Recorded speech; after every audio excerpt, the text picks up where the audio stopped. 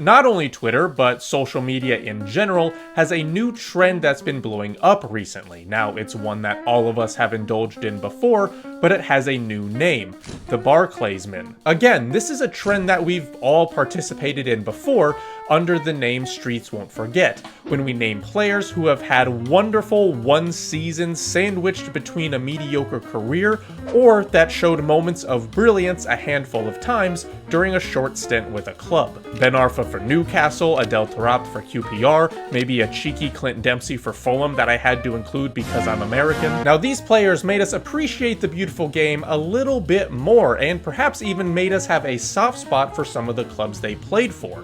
And that's what makes these barclaysmen, or the Streets Won't Forget players, so special. Even though you could argue that some of these players did indeed play for top 6 clubs, like Arshavin at Arsenal for example, most of them played for clubs outside of the top 6. Again, you had Clint Dempsey scoring bangers against a stacked Juventus team to help bring Fulham to a Europa League final. Fulham played in a Europa League final. What the fuck? Now, I'm really happy that this trend has come around again, because while I'm sure everyone has their favorite player that fits this category, and there truly isn't a wrong answer, I get to talk about my personal favorite. So today, we're going to discuss who I think is the ultimate Streets Won't Forget or barclaysman, and that's Michu from Swansea City. So although Michu's debut season with Swansea City is what most people remember him for, and why most think of him as a one-season wonder, I think it's important to realize that a solid season beforehand at Rayo Vallecano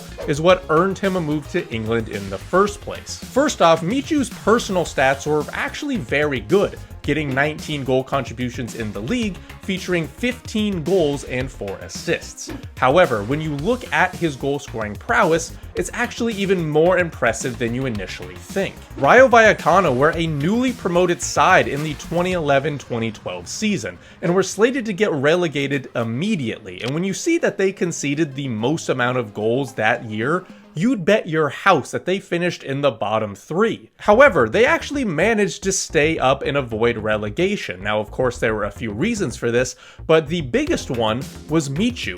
He routinely scored in matches that were decided by a single goal. His wonderful ability led Vallecano to scoring the 6th most goals in La Liga, and his final touch for the club was an assist on the final day in the 91st minute in order to secure safety. Now, this goal-scoring form is what caught the attention of newly hired manager of Swansea City and FIFA players' most hated icon from icon packs, Michael Laudrup, and where Michu's cult status and Premier League folklore begins. Now, at Swansea, Laudrup was seemingly trying to build a side full of technical players, as well as usher in a more Spanish style of play, hence the 3 Spanish signings and 2 others from the Liga in his first season, including the lanky Michu signing for only £2 million.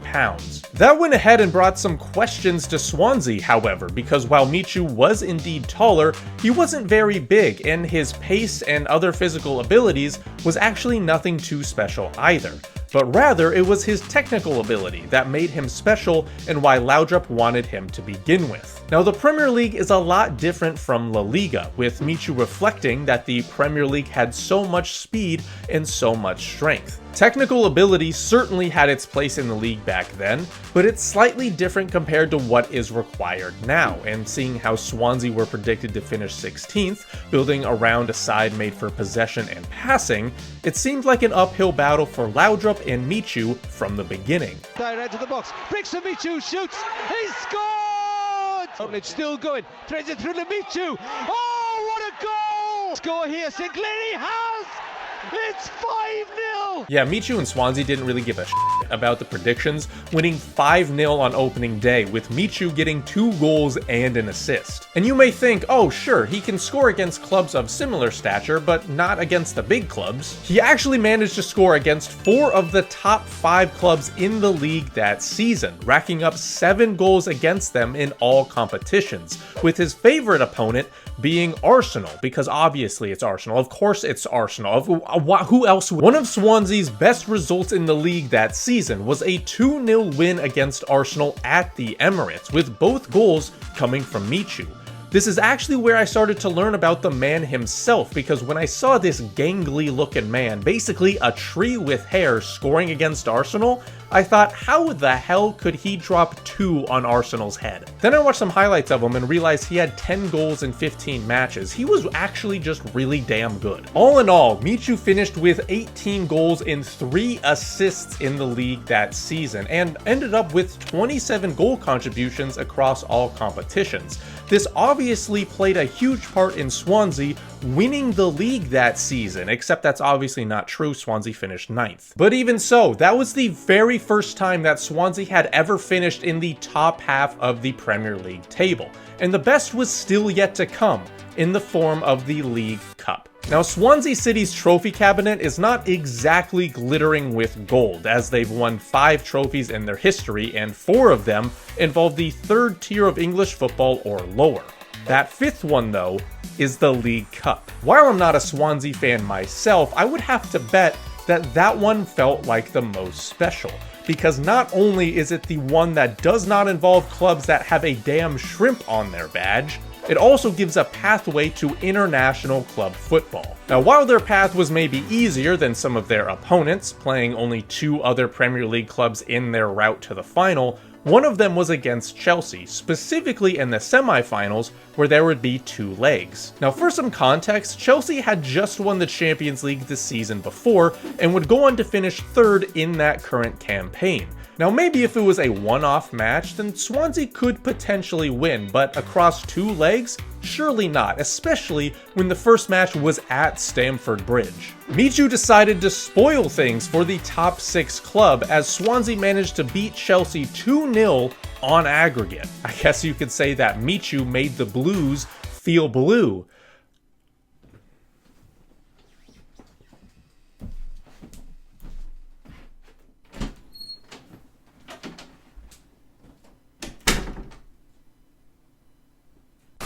In the final, Swansea met Bradford City and absolutely thrashed the League 2 side 5-0 in the final, where, naturally, Michu played a huge role and got a goal and an assist. Now, even though that final happened in February, it seemed like no matter how the season ended, it was still going to be a success because it featured a trophy, specifically Swansea's most recent.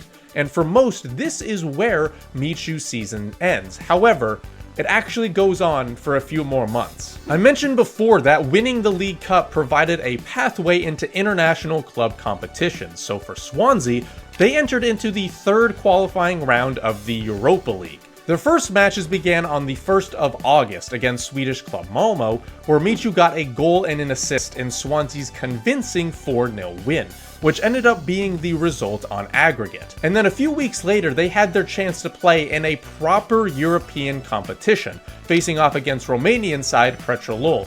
Now keep in mind, this is before the Conference League, so to actually be in a European competition and get all of the money associated with it, they had to win this tie. So what does Michu do? Provide 3 goal contributions in the first leg to establish another emphatic victory that led to a 6-3 aggregate win. Yeah, that's right, Swansea City was playing in the Europa League a decade ago. And not only did they make it to the group stages, they actually made it out of the group, getting 8 points in their first 4 matches, including a 3-0 victory against Valencia at Valencia, with Michu getting a goal and an assist. Now, while his league play was not lighting up the charts at that point, his efforts in the first 3 matches of the group stage helped seal qualification into the knockouts, but unfortunately, this is where Michu's flame does indeed start to burn out. Problems with his knee, as well as chronic issues with his ankle, which is what effectively ended his career, meant that he would not make another Europa League appearance for the rest of the season. He would go on to play only 8 matches in all competitions for that season from November on, and provide only 1 goal contributions in that time frame, a lone assist against Norwich. It also didn't help that while he was recovering from his injuries, the manager that convinced him to join Swansea in the first place was sacked and replaced by Gary Monk, who would routinely leave Michu out of the side. A loan to Napoli the following season was a disaster because of his ankle injury, and he only played a total of 250 minutes across all competitions. Things only got worse as he played his final season as a professional in the 2016-17 year, before retiring at age 31 because of his ankle injury that he still feels pain from every single day. Now what's funny is that while some may not appreciate or even know about Michu's fantastic ability, someone who does is Erling Haaland. The Norwegian superstar idolized the player growing up, to the point of even copying his iconic celebration. Now, while players don't always have a good eye for talent, if Haaland says that Michu would have been a global superstar if not for his injuries, bagging more than 300 career goals, I'm a little more inclined to take his word. Now, while we'll never know if Michu would have indeed hit those heights with an injury-free career, one thing is certain, that Michu's career was a lot shorter than it should have been. Now I want to say that I think these players are very important for the fans of the sport, because while I mentioned that this is indeed the beautiful game, it can equally be just as cruel. How often have we seen good players, or great players, potentially world-class players, have an injury that cuts their career short? Those who were lucky enough to watch Brazil's Ronaldo have said that he was just as good as Cristiano Ronaldo and Messi, and could have been better if not for his knee injuries. So not only do these players remind us to appreciate those who come out of nowhere and give us 1 or 2 great seasons, but to also be thankful for the legends that had a relatively injury-free career. That's personally why I love these barclaysmen or streets won't forget players. Yes, it's an interesting storyline for the season, but it tells everyone, especially the fans of the club they happen to play for, that something magical could happen at any time during any season. So, is it the technique, skill, sporting acumen of these players the reason we love them? Or rather the experiences and memories they provide, a reminder to cherish these moments while we can? Boom.